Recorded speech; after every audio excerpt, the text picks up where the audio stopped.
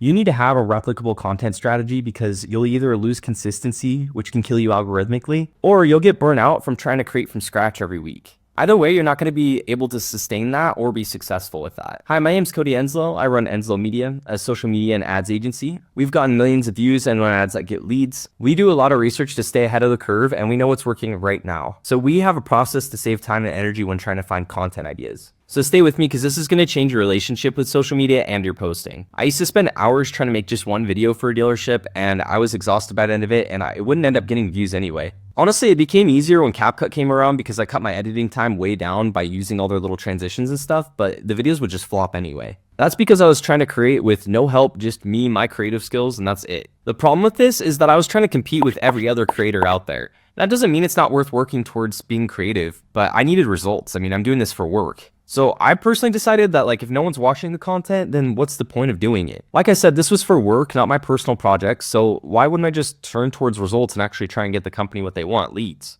So I looked for what others were doing well and I started stealing like an artist. I did put my spin on things, but it's actually important to see what I could and couldn't change about a video. So if I tried to change the caption or do something completely different, that's going to be a completely different result than what the original video got. Clearly, these pieces of content were successful for a reason. The funny thing about this is that the copying that people hate on is actually the thing that taught me the fundamentals of how to create a video that would do well, and then I could just go make more unique content. It's just like when you're a kid and you're trying to emulate your favorite basketball player's shot, you just need to stop doing the granny shot just because it's what gets it up to the hoop. Once you start learning the fundamentals, then you're actually going to start having success. And it's good to have fun with it, but for the sake of consistency and trying to get on the good graces of the algorithm, you really shouldn't reinvent the wheel as a dealership. You should just be doing what works. So you should steal like an artist to learn the fundamentals. Great, it's time to use the algorithm to your advantage and start finding content that you can replicate. At first, this will be challenging because you've let the algorithm control what you watch. Now you're going to scroll past anything that's not useful as fast as possible. When you find a post in the car niche, stop scrolling.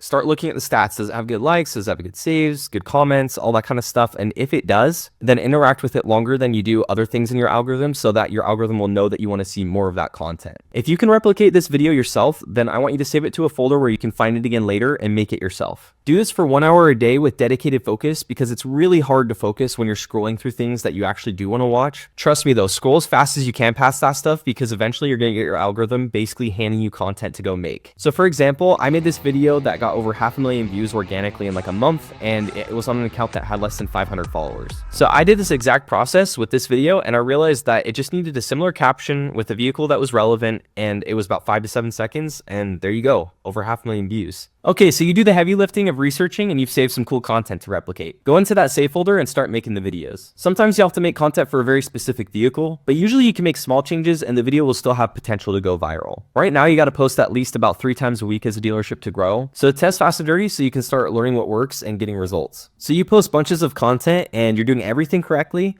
but for some reason you're getting viral videos over here and then 100 views over here. Well, it's time to check the stats, and you can do that about a day after you've posted. First thing I always check is how is the watch time.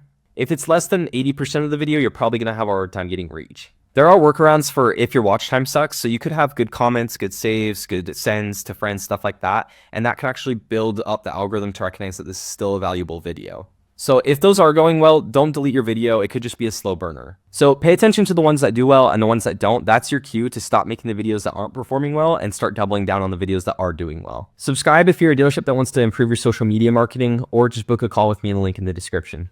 Peace.